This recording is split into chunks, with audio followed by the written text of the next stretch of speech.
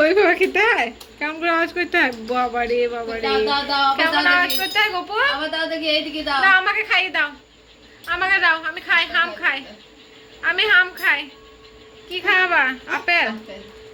Apple? Apple? মামাকে চামচে করে খাই দাও। চামচ কয়? আমাদের চামচটা কয়? লিচি আর চামচ একসঙ্গে উঠে গেছি।